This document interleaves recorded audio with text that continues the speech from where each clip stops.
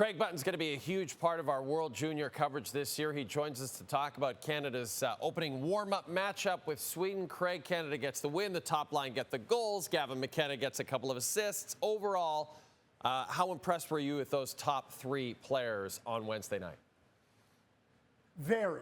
And you consider what each of those three players have. They have high-end skill, high-end thinking ability. And I think working together helps one another get the best out of the whole group. And Gavin McKenna, playing at Penn State, is not surrounded with this level of skill, not even close. Brady Martin, Michael Hage, who's a top player with the Michigan Wolverines.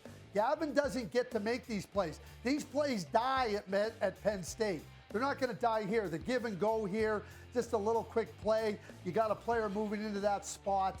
Gavin McKenna is going to shine playing with better players. That's what the NHL is about.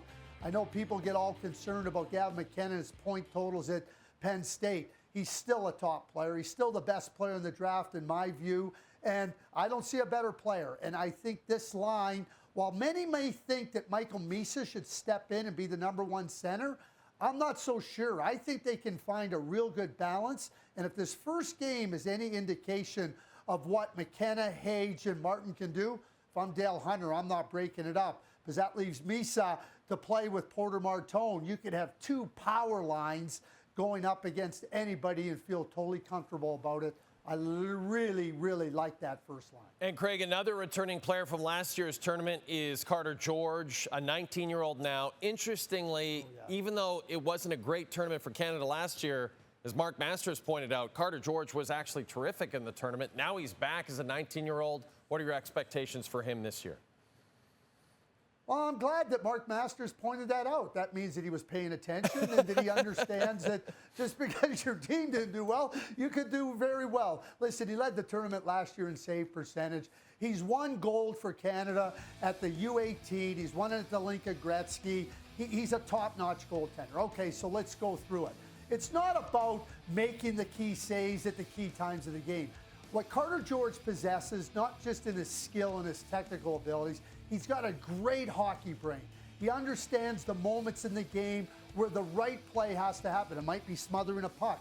It might be getting a puck out of play. He doesn't give the opponents any signs of weakness. He doesn't leave pucks laying around. He doesn't kick rebounds. He doesn't leave his feet.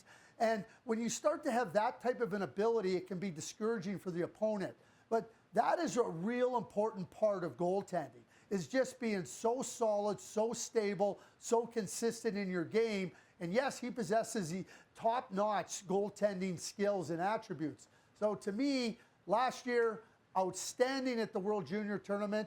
He, to me, is a real linchpin for Canada competing for the gold. If the guys do it up front, I don't think they have to worry what's behind them in the 4x6 with Carter George. Looks like the LA Kings have a good one future between the pipes and Carter George. Craig, thanks so much for this. Don't forget, this Saturday is Canada's next pre-competition game. They will be facing Sweden yet again. You can see it right here on TSN. And then Canada, one more tune-up before the tournament begins against Denmark Tuesday. Coverage on Saturday against Sweden begins at 7 Eastern, 4 Pacific.